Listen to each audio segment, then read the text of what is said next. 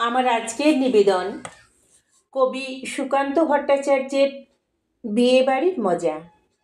বিয়েবাড়ি বাজছে সানাই, বাজছে নানান বাদ্য, একটি ধারে তৈরি হচ্ছে নানা রকম খাদ্য। হইচই আর চেঁচামেচি, আসছে লুচির গন্ধ, আলোয় আলোয় খুশি সবাই, কান্নাকাটি বন্ধ।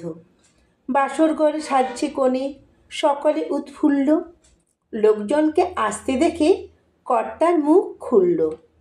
আসুন আসুন, বসুন সবাই, আজকে হলাম ধন্য, যত সামান্য আয়োজন আপনাদেরই জন্য।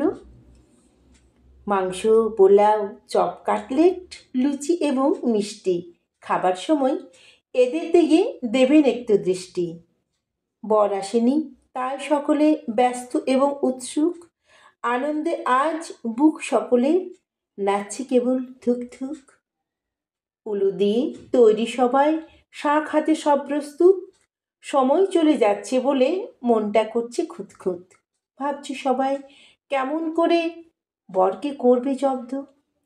হঠাৎ পাওয়া গেল পথের মোড়ে গাড়ির শব্দ, উলুধ্বনি উঠল মেতে, শাঁখ বাজালো জোরে, বরকে সবাই এগিয়ে দিতে গেল পথের মোড়ে। কোথায় বরের সাজসজ্জা, কোথায় ফুলের মালা? হঠাৎ সবাই চেঁচিয়ে ওঠে, পালা পালা পালা! বর নয় গো, লাল পাগড়ি, পুলিশ আসছে নেমে। বিয়ে বাড়ির লোকগুলো সব হঠাৎ গেল ঘেমে। বললে পুলিশ, এ কি কর্তা, ক্ষুদ্র আয়োজন, 50 জন কোথায়? এই যে দেখছি 1000 জন। এমনি করে চাল নষ্ট দুর্ভিক্ষের কালে, থানায় চলো। কাজ কি এখন এইখানে গোলমালে? কর্তা হলেন কাঁদো কাঁদো, চোখেতে জল আসে, গেটের পাশে জড়ো হওয়া কাঙালিরা হাসে। নমস্কার।